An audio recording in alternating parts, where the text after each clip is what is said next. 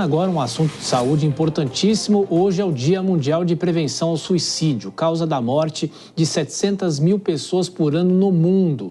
O cenário abre um espaço para discutir a saúde mental dentro do Setembro Amarelo. E sobre esse assunto, a gente recebe aqui nos nossos estúdios a psicóloga Mariana Clark. Mariana, muito obrigado pela visita, por estar aqui conosco. E essa é uma prestação de serviços muito importante. Boa noite. Boa noite, Tiago. Um prazer enorme estar aqui. Obrigada pelo convite. Prazer é nosso. Inclusive, lendo algumas matérias que estão saindo na imprensa, a imprensa tem um papel primordial para fazer esses alertas. A OMS diz o seguinte, que é necessário mudar a cultura do silêncio. Ou seja, quanto mais se falar sobre aflições, sobre problemas, a gente vê no Brasil a situação depois da pandemia, que obviamente agravou muitas questões em relação a tudo isso que a gente vem falando, as questões das telas, os computadores, os celulares, os jogos também.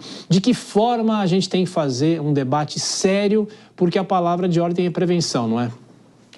Sim, Tiago, esse é um tema onde nós, especialistas, a gente se assusta cada vez mais com essas estatísticas. E apesar do silêncio em torno desse tema, eu acho que não tem nada mais sonoro nas nossas vidas do que o nosso sofrimento humano e existencial. Então, um dos caminhos da prevenção, de fato, é como que a gente encontra e oferece espaços de expressão e validação das nossas dores, do nosso sofrimento, em todos os ambientes possíveis, seja ele na escola, sejam eles nos ambientes corporativos, para que a gente possa, de fato, ventilar esse tema numa tentativa de oferecer maior segurança e menos ameaça para que as pessoas possam viver de uma forma mais leve. Claro, e no caso do ambiente familiar, é preciso notar sinais, né? Claro, porque a gente falou em relação ao silêncio. A pessoa muitas vezes está passando por alguma dificuldade e não fala, né? O que deve pesar nesse momento para se detectar, para se constatar qualquer tipo de problema? Então, esse é um tema importante quando a gente percebe colegas que estão ao nosso redor, os nossos familiares, o que a gente pode perceber de sinais que são sinais de alerta. Então, por exemplo, quando a gente pensa numa pessoa que tinha uma religião e, de repente, ela não quer mais saber dessa religião e ela vai buscar outros caminhos de fé, de espiritualidade. Esse é um sinal que a gente precisa ficar em alerta. Alguém que tem um comportamento, uma mudança de comportamento muito abrupta, crianças e adolescentes com baixo rendimento escolar de repente.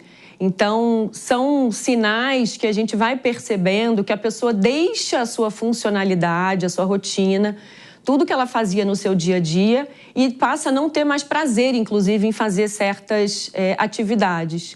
Então, são alguns alertas que a gente precisa ficar atento, porque, de fato, não só no nosso trabalho, mas dentro das nossas casas, que tipo de situação a gente pode perceber para que a gente consiga abordar essas pessoas de frente, olhar no olho, entendendo que esses espaços de afeto, de cuidado e de acolhimento serão fundamentais para que essa doença não avance eventualmente ou que esse sofrimento não avance para algum tipo de adoecimento mental. E qual é o desafio dentro disso? Porque, primeiro, há necessidade de se buscar um especialista. E muitas vezes a pessoa não quer buscar um especialista, não quer conversar com ninguém.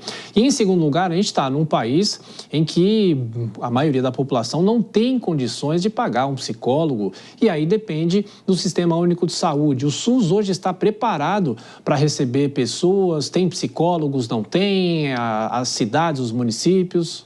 Tem muitas iniciativas individuais espalhadas no Brasil todo, mas certamente, quando a gente pensa especificamente no Setembro Amarelo, a gente tem o CVV, que é o Centro de Valorização à Vida, que é o canal 188, que são profissionais voluntários preparados para receber pessoas que estão no nível muito agudo de sofrimento. Então, quando a gente pensa nesse limite, quando a pessoa decide ou acredita que a única saída para diminuir o seu sofrimento é a própria morte, ou seja, não tem mais esperança, não vê uma luz no fim do túnel, certamente o CVV é um caminho e uma das poucas iniciativas que o nosso sistema público oferece do ponto de vista nacional. Então, esse é um caminho importante e um trabalho muito sério dos profissionais que atuam no CVV.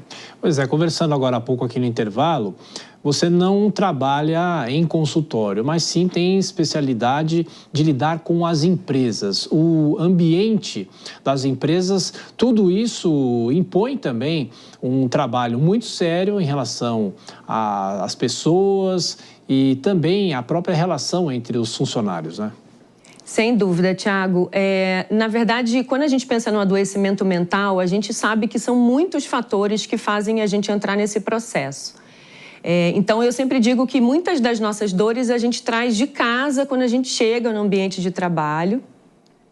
E esse ambiente, na maioria das vezes, é um ambiente que naturalmente produz sintomas. Porque quando a gente pensa no ambiente corporativo, é um ambiente tenso que precisa gerar resultado, que tem competitividade. A gente sabe que não é um ambiente propício para esse tipo de dor. Ou seja, a gente pode vir trabalhar com a perna quebrada de muleta, mas a gente não pode vir trabalhar triste, por exemplo, porque a gente perdeu um animalzinho de estimação.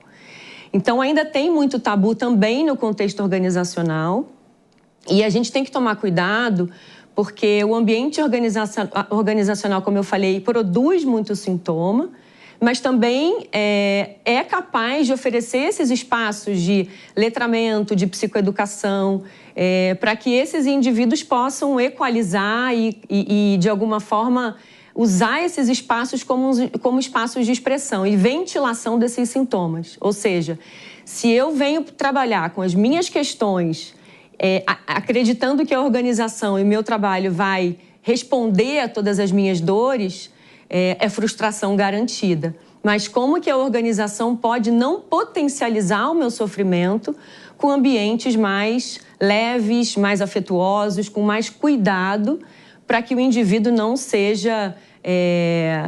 para que essa dor não aumente, esse sofrimento não cresça dentro do contexto do trabalho.